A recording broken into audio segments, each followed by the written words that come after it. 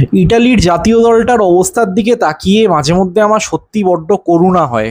যখনই মনে হয় যে নতুন একটা কোনো ডেভেলপমেন্ট হচ্ছে, যেখানে ফিউচারিস্টিক একটা আউটলুক রেখে সামনের দিকে তাকিয়ে দলটা বিল্ড করতে পারবে, পরপর ৩টে বিশ্বকাপে কোয়ালিফাই না করা ট্রমা থেকে কাটিয়ে একটা নতুনভাবে শুরু করবে একটা পজিটিভ আউটলুক নিয়ে, তখনই মাঠের বাইরে এমন কিছু ঘটনা সবসময় ঘটতে থাকে ইটালিয়ান ফুটবলে, যা বারংবার জাতীয় দলটাকে জর্জরিত করে দেয় এবং রীতিমতো একটা মুমূর্ষু রোগী বানিয়ে ছেড়ে দেয় যে ভেন্টিলেশনে শুয়ে শুয়ে মৃত্যুপথযাত্রী হয়ে মৃত্যুর অপেক্ষায় দিন গুনছে।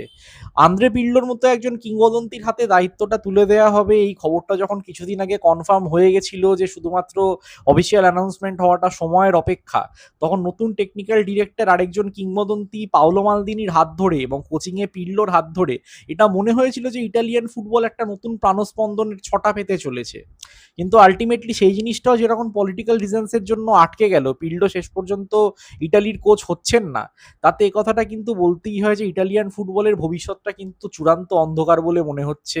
আমি জানি না এখান থেকে আদৌ রিকভারির কোনো প্রসেস আছে কিনা। আমরা আলোচনা করব সবকিছু নিয়ে। আপনারা দেখছেন সোহম টক্স ফুটবল, আর আপনাদের সাথে আমি আপনাদের বন্ধু সোহম।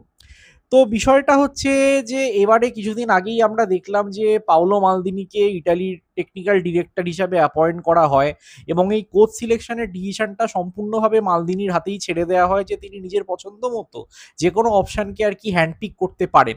সেখানে প্রথমত কার্লো আনসেলোত্তি এবং পেপ গুয়ার্দিওলার মতো দুজন কিংবদন্তির সঙ্গে যোগাযোগ করা হয়। দুজনেই দায়িত্ব নিতে অস্বীকার করেন। পেপ গুয়ার্দিওলা এটা জানান যে ম্যানচেস্টার সিটির দায়িত্ব ছাড়ার পর অ্যাটলিস্ট একটা বছর তিনি সম্পূর্ণ নিজের পরিবারের সঙ্গে সময় কাটাতে চান, তাই জন্য তিনি কোনো কোচিংয়ের দায়িত্ব নিতে চান না এক্ষুনি, সে জাতীয় দলের হলেও নয়। আর কার্লো আনসেলোত্তি এই মুহূর্তে ব্রাজিলের সঙ্গে ২০৩০-এর বিশ্বকাপ অবধি চুক্তিতে যেহেতু রয়েছেন, তিনিও সেই চুক্তি ছেড়ে বেরোতে চাইলেন না। তো তখন অবভিয়াসলি যে অপশনগুলো সামনে এসেছিল, আগে ইটালিতে কোচিং করিয়ে যাওয়া রবার্টো মানসিনি বলুন, অ্যান্তোনিও কন্তে বলুন, আর তার সঙ্গে সঙ্গে পির্লোর নামটাও ভেসে উঠেছিল। তো সেখানে মালদিনি নিজে হাতে আর কি পির্লোকে পিক করেছিলেন, যে পির্লো দায়িত্ব নেবেন তার পুরনো সতীর্থ, এবং এটা কোথাও একটা গিয়ে আশা করা যাচ্ছিল যে মালদিনি এবং পিল্ডোর মতো দুজন তথাকথিত মানে রিসেন্ট টাইমসের লেজেন্ডদের হাত ধরেই আর কি ইটালি বেশ কিছুটা ডেভেলপ করতে পারবে। কিন্তু প্রবলেমটা যেটা হয়ে গেল সেটা হচ্ছে যে একটা খবর তারপর ফ্ল্যাশ আউট করলো যে আন্দ্রে পির্লো গত বছর অর্থাৎ ২০২৫ সালে রাশিয়ার কোনো একটা বেটিং সংস্থা যেটার নাম হচ্ছে ফোন বেট, এই ফোন বেটের গ্লোবাল অ্যাম্বাসেডর হিসাবে নিযুক্ত হয়েছেন। এবং সেটার কারণে পির্লোকে গত বছর রাশিয়ার এরকম বহু পলিটিক্যাল লিডারদের সঙ্গে নানা রকম ইভেন্টে দেখা গেছে যে লিডাররা ওপেনলি রাশিয়া যে ২০২২ সালে ইউক্রেনে ইনভেট করেছিল সেই ইনভেশনটাকে আর কি সাপোর্ট করেছিল। এবং তারা পির্লোকে তার পাশে দেখা যাওয়ার জন্য ইটালিতে একটা আপ্রোর ওঠে যে এমন কেউ যে ওরকমভাবে একটা এমন দেশকে সাপোর্ট করেছে বা সেই সমস্ত লিডার যারা সেই যুদ্ধটাকে সমর্থন করেছেন তার পাশে দাঁড়িয়ে ফটো তুলেছে বা তাদের সঙ্গে কোনো লিঙ্ক রেখেছে, তেমন কাউকে জাতীয় দলের কোচ হিসাবে ইটালির মানুষজন দেখতে চায় না। এবং ইটালিয়ান ফুটবলের এই মুহূর্তে যিনি প্রেসিডেন্ট আর কি ফুটবল ফেডারেশনের, জিওভানি মালাগো, তার উপরেও একটা ভয়ানক লেভেলের চাপ এসে পড়েছে যে পির্লোকে যাতে কোনোভাবেই দলের সঙ্গে অ্যাপয়েন্ট করা না হয়। গোটা বিশ্বজুড়ে ২০২২-এর পর থেকে যেহেতু স্পোর্টসের সমস্ত জায়গায় রাশিয়ান অ্যাথলিটদেরকে ব্যান করা হয়েছে, রাশিয়ার দলগুলোকে ব্যান করা হয়েছে, তো সেখানে দাঁড়িয়ে এখনো অবধি বিষয়টা এটাই যে রাশিয়ার সঙ্গে তাল্লুকাত রাখলে সেটাকে গোটা বিশ্বে ভালো চোখে দেখা হচ্ছে না। এমনকি আরো বেশি করে শোনা গেল যে সব থেকে বেশি সরব হয়েছেন এসি মিলানের সেই যে লেজেন্ডারি টিমটা ছিল মানে আর্লি 2000s-এ, সেখানে আন্দ্রে শেভচেঙ্কো অন্যতম শ্রেষ্ঠ একজন স্ট্রাইকার সেই সময়কার, তিনি নিজে ইউক্রেনের একজন আর কি মানে পলিটিশিয়ান হিসাবে আর কি নিজে কাজকর্ম করেছেন, তিনি অবধি অ্যাপয়েন্টমেন্টটা নিয়ে নাকি খুশি ছিলেন না। এবং বারংবার পির্লো যেহেতু তার প্রাক্তন সতীর্থ, মালদিনিও এসি মিলানে তার প্রাক্তন সতীর্থ ছিলেন, তাদের এগেনস্টে তিনি আওয়াজ তুলেছেন যে যদি পির্লোকে এই মুহূর্তে অ্যাপয়েন্ট করা হয় তাহলে তিনি নাকি ওভারঅল ফুটবলিং স্ট্রাকচারটার উপর থেকে আস্থা হারিয়ে ফেলবেন, এবং একটা বেসিক্যালি ক্যাম্পেইন টাইপের তিনি লিড করেছিলেন যেখানে আরো অনেক ফুটবলাররা সায় দিয়েছিলেন। এবার গোটা বিষয়টাকে নিয়ে পির্লো চুপচাপই ছিলেন, তিনি কোনো মন্তব্য করেননি।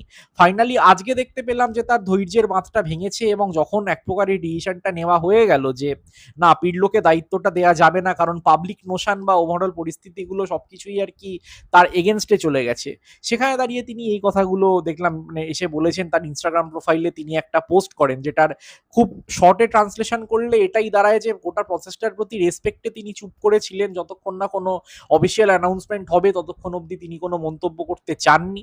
তবে বিষয়টা হচ্ছে এটাই যে আল্টিমেটলি তিনি এই দায়িত্বটা নিতে চেয়েছিলেন এবং যেভাবে মানুষজন তার এই অ্যাপয়েন্টমেন্টটা নিয়ে রিঅ্যাক্ট করেছে তাতে তিনি খুব দুঃখিত, কারণ তার মনে হয়েছে ইটালির হয়ে এত বছর মাঠে ঘাম রক্ত ঝরানোর পর এই টাইপের বিহেভিয়ার তিনি ইটালির কমন অডিয়েন্স বা ফুটবল ফেডারেশনের যারা কর্মকর্তারা বসে আছেন তাদের কাছ থেকে এক্সপেক্ট করেননি এবং তিনি খুবই দুঃখিত বোধ করছেন। কিন্তু একই সঙ্গে তিনি এটাও জানান যে যে কন্ট্রাক্টটা তিনি ফোনবেট নামের ওই সংস্থাটির সঙ্গে সাইন করেছিলেন সেটা পিওরলি কমার্শিয়াল এবং ফাইন্যান্সিয়াল রিজনসের জন্য। আদৌ তারা কাদের সঙ্গে যুক্ত আছে, তারা কোন দেশের বা তারা পলিটিক্যাল বা এই ধরনের যুদ্ধ সংক্রান্ত বিষয়ে কি ওপিনিয়ন রাখেন সেগুলো নেসেসারিলি পিল্লোর ওপিনিয়ন নয়। ঠিক যেমন আর 5টা ইভেন্টে এরকম ব্র্যান্ড অ্যাম্বাসাডারের সঙ্গে পিল্লোকেও আর কি থাকতে হয়েছে, সেভাবেই তিনি সেখানে ছিলেন, বাট তার সঙ্গে কোনো রাজনৈতিক রং লাগানো বিষয়টাকে কিংবা কোনো টাইপের আর কি এখানে একটা নন হিউম্যানিটেরিয়ান অ্যাঙ্গেল নিয়ে আসা যে পিল্লো যুদ্ধটাকে সমর্থন করেন বা ইউক্রেনের যারা ভিকটিম তাদেরকে সমর্থন করেন না এমন কোনো বক্তব্য তিনি রাখছেন না। বাট তিনি প্রসেসটার প্রতি রেসপেক্ট রেখে নিজের নামটা উইথড্র করছেন যে তিনি কোচ হতে চান না। এবার এটা দেখে আমার সত্যি কথা বলতে গেলে একটু খারাপই লাগলো, কারণ ব্যাপারটা হচ্ছে যে দেখুন আমি সবসময় একটা জিনিসে বিশ্বাস করে এসছি যে একটা ফুটবলিং লেগাসি যখন কোনো মানুষের থাকে, এরকম একটা চ্যাম্পিয়ন মেন্টালিটির মানুষ যে ইটালির যখন শেষ একটা আপনি স্বর্ণযুগ বলতে পারেন 2006-এর সেই বিশ্বকাপটা জেতা, সেখানে পিল্লো দাপটের সঙ্গে খেলেছেন এবং এই যে অন্যান্য নামগুলো যেগুলো ফ্ল্যাশ আউট হচ্ছে মানসিনি বা কন্তে তাদের কম্পারিজনে এটা বলাই যায় যে পিল্লোর আউটলুকটা অনেক বেশি মডার্ন। পিল্লো হয়তো কোনো ক্লাবে জুভেন্টাসে থেকে থাকুন, সাম্প্রদিয়াতে থেকে থাকুন বা অন্যান্য লিগগুলোতেও টার্কিশ লিগ বা ইউনাইটেড আরব এমিরেটসে যখন কোচিং করিয়েছেন হয়তো খুব বেশি দিন সাস্টেন করেননি কোনো জায়গায়। তবে তার ফুটবল আমি যেটুকু দেখেছি সেটাকে আমার অনেক বেশি পজিটিভ আউটলুকের ফুটবল বলে মনে হয়েছে, যেখানে অ্যাটাকে জোর দেওয়া হতো। সেখানে আমার মনে হয়েছিল যে তিনি চাইলে হয়তো অ্যাজ আ কোচ, আমি আবারও বলছি আমি কিন্তু পিওরলি ফুটবলিং পার্সপেক্টিভ থেকে কথা বলছি, যে আমার মনে হয়েছিল তিনি ইটালিয়ান ফুটবলকে একটা প্রগ্রেসিভ দিকে এগিয়ে নিয়ে যেতে হয়তো পারবেন। আমি লাস্ট ইটালির যে মানে টিমটা সিলেক্ট হয়েছিল আর কি লাস্ট যে ইন্টারন্যাশনাল ব্রেকে, আমি দেখছিলাম যে মোটামুটি পুরো টিমটাই রিলেটিভলি ইয়াং।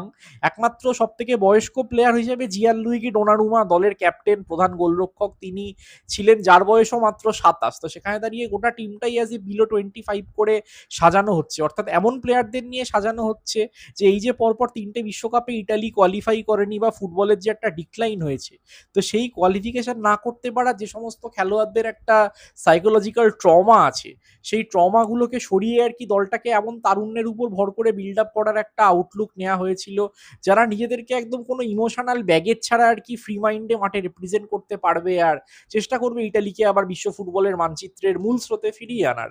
তো সেখানে আমার মনে হয়েছিল যে পিল্লোর থেকে বেটার পার্সপেক্টিভে কেউ হতে পারেন না এমন একজন, যিনি খুব রিসেন্ট টাইমস অব্দিও ফুটবলটা খেলেছেন। ইটালি যে সময় লাস্ট আর কি একটা ওয়ার্ল্ড কাপ খেললো 2014, সেখানেও পিল্লো মনে হয় মোস্ট প্রবাবলি দলের ভাইস ক্যাপ্টেন ছিলেন, জিয়ান লুইগি বুফো ক্যাপ্টেন ছিলেন এবং এছাড়াও রিসেন্ট টাইমসে খেলেছেন বলে এই মুহূর্তে ইটালিয়ান ফুটবলের ঠিক কোন কোন জায়গাগুলোয় প্রবলেম আছে, ইউথ ডেভেলপমেন্ট থেকে শুরু করে প্লেয়ারদের কি করে মোটিভেট করতে হবে সব বিষয়ই আমি এক্সপেক্ট করেছিলাম যে একটা মডার্ন আউটলুক আর কি পিল্লোর হাত ধরে ইটালি পাবে। ইটালির যে চিরাচরিত একটা ডিফেন্সিভ ফুটবলের রমরমা আমরা সবসময় দেখে এসেছি, সেই বিশ্ববিখ্যাত কাতানেচিও সিস্টেম বলুন বা যাই বলুন, এখনকার ফুটবলটা যেরকম একটা অ্যাগ্রেসিভ আউটলুকে খেলা হয় যেখানে দলগুলো আমরা দেখতে পাচ্ছি যে গোল দেওয়ার জন্য এগিয়ে যাচ্ছে। ফিফা বেশ কয়েক বছর আগে যে একটা স্লোগান দিয়েছিল গো ফর গোলস, সেই স্লোগানটা এখন মাঠে নেমে প্রত্যেকটা দল জাস্টিফাই করার চেষ্টা করছে। এবারের বিশ্বকাপেও আমরা সেই জিনিসটা দেখলাম, বরঞ্চ যে দলগুলো কোনোভাবে একটু ডিফেন্সিভ মাইন্ডেড ফুটবল খেলার চেষ্টা করছে, যেমন ধরুন একটা আর্জেন্টিনা ফাইনালে যে স্ট্র্যাটেজিটা নিয়েছিল স্পেনের সাথে, যে ওই এক্সট্রা টাইমে দাঁড়িয়ে সেই সময় আমরা দেখলাম যেটা ফরওয়ার্ডের প্লেয়ার লাউটারো না জুলিয়ান আলভারেজ কে ছিলেন ঠিক খেয়াল পড়ছে না, তার জায়গায় সেনেসিকে নামিয়ে সেই ডিসিশনটা কিভাবে ব্যাকফায়ার করলো, বা সেমিফাইনালে ইংল্যান্ডের আবার আর্জেন্টিনার সঙ্গে প্রায় আধ ঘন্টা যাবত ডিফেন্সিভ খেলার ডিসিশনটা কিভাবে ব্যাকফায়ার করলো। ওরকমভাবে ডিফেন্সিভ খেলে এখন আর কোনো দলকে আটকে রাখা যায় না, সেটা কি ইউরোপিয়ান ক্লাব ফুটবল হোক অথবা আন্তর্জাতিক ফুটবল হোক। সেখানে দাঁড়িয়ে আপনাকে একটা প্রগ্রেসিভ আউটলুকের দিকে জোর দিতেই হবে। ডিফেন্স আপনি স্ট্রং করতেই পারেন, বাট সেটা যেন স্পেনের মতো হয়, যে স্পেনের ডিফেন্সটা যেরকম স্ট্রং ছিল তার পাশাপাশি গোটা টুর্নামেন্ট টুর্নামেন্টে স্পেন প্রায় 13-14টা মতো গোলও করেছে। সেই জিনিসটা যদি আপনি ব্যালেন্স করতে পারেন যে কিভাবে ডিফেন্স আর অফেন্সের মধ্যে একটা সিনক্রোনাইজেশন রাখবেন, ফাইন টিউনিং রাখবেন, তবেই হয়তো আল্টিমেটলি গিয়ে কিছু একটা অ্যাচিভ করা যায়। তো সেটা হয়তো পিল্লোর হাত ধরে ইটালি সত্যি পেতে পারতো, যেটা থেকে তারা বঞ্চিত হলো। এবং আরো বড় করে যে প্রবলেমটা দেখা দিয়েছে এতে, যে গোটা স্ট্রাকচারটাই ঘেঁটে যেতে চলেছে। কারণ পির্লোকে কোচ হতে না দেওয়ায় শোনা গেল পাওলো মালদিনি নাকি অত্যন্ত চটেছেন। কারণ পির্লো বেসিক্যালি তার হ্যান্ডপিকড অপশন ছিল। তিনি কন্তে বা মানসিনিকে জাতীয় দলের দায়িত্বে দেখতে চাননি, কারণ তার বক্তব্য অনুযায়ী কন্তে বারংবার ইটালিকে ডিচ করেছেন। যখনই কোনো ভালো ক্লাবের অফার এসছে তখন জাতীয় দলের দায়িত্ব ছেড়ে কন্তে চলে গেছেন। আর মানসিনি নিয়ে তিনি এই কথাটাই বলেছেন যে শেষবার যখন মানসিনি বেরিয়েছিলেন ইটালির কোচের দায়িত্ব ছেড়ে, তখন তিনি ফেডারেশনের সঙ্গে সম্পর্কটা এমনভাবে খারাপ করে গেছেন যে, মানে মালদিনি নিজে বলেছেন যতদিন আমি স্পোর্টিং ডিরেক্টর থাকবো আমি তাকে ওই পদে দেখতে চাই না। তো সেখানে দাঁড়িয়ে পির্লো তার হ্যান্ডপিকড একটা অপশন ছিল এবং তিনি নাকি রেজিগনেশন দেওয়ার কথা ভাবছেন এমনটাও শোনা যাচ্ছে। তো এটাও একটা আনপ্রেসিডেন্টেড ব্যাপার। কারণ মাত্র ১ মাসেরও কম সময়, মনে হয় ২০ দিন মতো হয়েছে মালদিনি এই রোলটায় অ্যাপয়েন্টেড হয়েছিলেন। তার হাত ধরে ইটালি আবার একটা পুনরুত্থানের স্বপ্ন দেখছিল তাকে টেকনিক্যাল ডিরেক্টর বানিয়ে। সেখানে একটা পির্লোকে কোচ হতে না দেওয়ায় তিনি যখন ছেড়ে দিয়ে চলে যাওয়ার কথা বলছেন এবং সঙ্গে তার অ্যাসিস্ট্যান্ট হিসাবে লিওনার্দো বলে একজন আছেন তাকেও নিয়ে যাওয়ার কথা বলছেন, এটা কিন্তু বুঝিয়ে দেয় যে গৃহযুদ্ধটা কোন পর্যায়ে গেছে। এবং সেখানে দাঁড়িয়ে আর কি পরিস্থিতিটা কিন্তু রীতিমতো একটা বিচ্ছিরি দিকে টার্ন নিতে চলেছে, কথা বলাই যায়। সামনে আপডেট আরো আসবে হয়তো।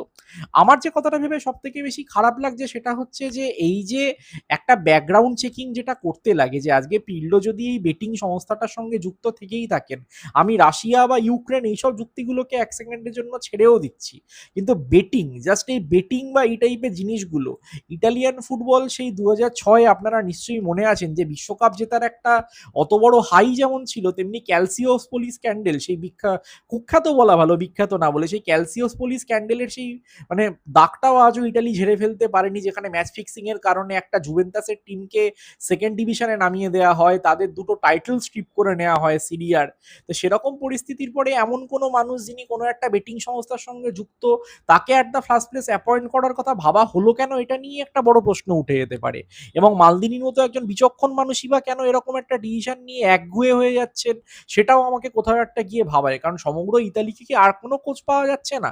আমি ধরে নিলাম আপনারা মানসিনিকে করবেন না, কন্তেকে করবেন না, নাই বা করলেন, বাট আরো তো অনেকে আছেন। মালদিনি নিজে কেন ভাবছেন না কোচিং এর দায়িত্ব নেওয়ার কথা? বা আরো কত লেজেন্ডারি প্লেয়ার আছে, ফ্যাবিও কানাভারো একটা উজবেকিস্তানের কোচিং করাচ্ছেন। এছাড়াও আমার মনে হয় এখন ইটালির যা পরিস্থিতি, সেই মুহূর্তে আপনারা যদি মডার্ন আউটলুকের কাউকে আনতেই চান, যাদেরকে আর কি মালদিনিদের সময় আমরা দেখেছি, অনেককেই অ্যাপ্রোচ করা যায়। একটা গাতুস্তো কিছুদিন আগে অবধি করছিলেন। এছাড়াও যদি একটা ডেল পিয়েরো বলুন বা ওই রকম সিমিলার প্রোফাইলের কেউ, তো সেখানে একটা বিষয় নিয়ে এতটা যদি রিজিড হয়ে পড়া যায়, তো কোথাও একটা গিয়ে আমার মনে হয় গোটা বিষয়টাই প্রথম থেকে ফ্লট ছিল। এবং আলটিমেটলি এখানে একটা জিনিস করা যেতে পারতো, যে ফার্ম হয়ে শুধুমাত্র পির্লোর ফুটবলিং ক্রেডেন্সিয়াল, তিনি মাঠের মধ্যে একজন চ্যাম্পিয়ন ছিলেন, একজন চ্যাম্পিয়ন মেন্টালিটির মানুষ, তার উপর হয়তো ভরসা করা যেতে পারতো যে তিনি দলটাকে টেনে তুলবেন। কিন্তু এই যে বললাম যে এখন এই পিআর বলুন বা ওভারঅল যে সোশ্যাল মিডিয়া ন্যারেটিভ বা কমন ওপিনিয়ন যেভাবে প্রত্যেকটা ডিসিশনকে ডমিনেট করে, সেখানে দাঁড়িয়ে আপনি তো কোনো কিছু থেকে লুকোতে পারবেন না। তো সেখানে পির্লোকে যদি সেরকম কোনো মানুষদের সঙ্গে দেখা যায় যারা একটা ওরকম কন্ট্রোভার্সাল প্রবলেমের সঙ্গে আর কি জড়িত, সেখানে দাঁড়িয়ে কোনোভাবেই আর কি সেটাকে ঝেড়ে ফেলাও যায় না। এবং আমি সম্পূর্ণ বুঝতে পারছি যে ওয়ার্ল্ড ওয়াইড একটা প্রেশার আসতো, এবং সেখানে যদি পির্লো দায়িত্ব নেওয়ার পর কিছুদিন পরে ছেড়ে যেতে হতো, সেটা আরো বড় একটা মেস হয়ে যেত। কারণ দেখুন ৪ বছর সময় আছে। ইটালি ২০১৪ পর থেকে ওয়ার্ল্ড কাপে খেলেনি। তো সেখানে দাঁড়িয়ে আমি মনে করি, সেটা ইটালি বলে না, যে কোনো টিমের ক্ষেত্রে, এই যে ক্লব জার্মানির কোচ হলেন, জিদান ফ্রান্সের কোচ হতে চলেছেন, সেখানে সবাইকেই নিজের মতো করে টিমটাকে অ্যারেঞ্জ করে নেওয়ার জন্য পুরো ৪টে বছর টাইম দিতে হবে। কারণ ওয়ার্ল্ড কাপে তো শুধু কোয়ালিফাই করলে হলো না। এখন ইটালি এতদিন ওয়ার্ল্ড কাপে নেই বলে আমাদের মনে হচ্ছে ওয়ার্ল্ড কাপে কোয়ালিফাই করাটাই একটা বড় অ্যাচিভমেন্ট হবে, কিন্তু একটা ৪ বারের বিশ্ব চ্যাম্পিয়ন কি শুধুমাত্র ওয়ার্ল্ড কাপে পার্টিসিপেশন সার্টিফিকেট নিতে যাবে? আপনারাই বলুন না, এটা কি সম্ভব? তার আগে একটা নেশনস লিগের সাইকেল আছে ২ বছরের, একটা ইউরো আছে ২ বছর পর। অবভিয়াসলি আপনাকে যদি ফাউন্ডেশনটাকে বিল্ড আপ করতে হয়, তাহলে তো এইভাবেই করতে হবে। আর্জেন্টিনা ২০২১-এর কোপা আমেরিকা জিতেছিল, দেন গিয়ে তারা ২০২২-এ ওয়ার্ল্ড কাপ জেতে। স্পেন ২০২৪-এ ইউরো জিতেছিল, দেন তারা ২ বছর পর গিয়ে বিশ্বকাপ জিতলো। তো সেখানে দাঁড়িয়ে এই টুর্নামেন্টগুলোকে নিয়েও আপনি অবহেলা করতে পারবেন না। এবং তার থেকেও যেটা বড় কথা, সেটা হচ্ছে যে একটা ফুটবলিং স্ট্রাকচার, চ্যাম্পিয়ন লাস্টে গিয়ে একটা দলই হবে ওয়ার্ল্ড কাপ, কিন্তু এই যে স্ট্রাকচারটা একটা দেশের ফুটবলকে প্রোভাইড করা, এতগুলো ইয়ং প্লেয়ারকে যখন সিলেক্ট এক্সপেক্ট করা হচ্ছে। ধরে নিচ্ছি যে তারা হয়তো আগামী ৮-১০ বছর জাতীয় দলের হয়ে খেলবেন।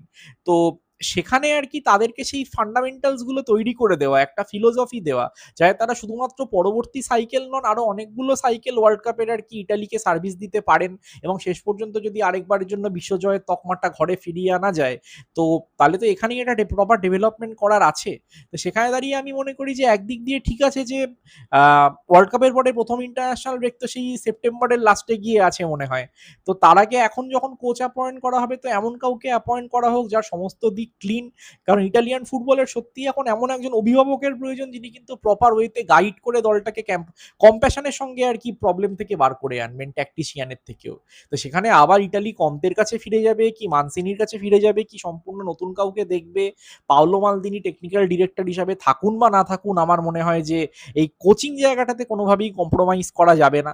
সেখানে এমন কাউকে দরকার যার নামের পাশে কোনো কন্ট্রোভার্সি নেই। গোটা দেশ, গোটা ফুটবল ফেডারেশন তার পাশে থাকবে। তার মতো করে তাকে ফ্রি মাইন্ডে কাজ করতে দেয়া হবে। যাতে এই ধরনের একটা মানে রীতিমতো অন্ধকার থেকে আরকি ইটালিয়ান ফুটবলকে বার করে আনা যায়। কারণ যে কথাটা আমি আমার ওয়ার্ল্ড কাপের বড় টিমের রিভিউতেও বলেছিলাম যে, এই যে ইটালিকে নিয়ে কথা বলতে পারছি না, এটা যে কতটা কষ্ট দিচ্ছে। কারণ ২০০৬ আমরা যখন ১ম ওয়ার্ল্ড কাপ আমাদের জেনারেশনটা দেখেছিল, আমরা ইটালিকে চ্যাম্পিয়ন হতে দেখেছি। প্লাস বাবার মুখেও সেই পুরোনো দিনের ইটালি টিমের গল্প এত শুনেছি। সেরকম লেজেন্ডারি টিম এরকম অভ্যন্তরীণ পলিটিক্সের কারণে হারিয়ে যাবে, একগাদা ভুলভাল ডিসিশন, ভুলভাল কারণের জন্য শিরোনামে এসে আরকি নিজেদের আইডেন্টিটিটাকে হারিয়ে ফেলবে।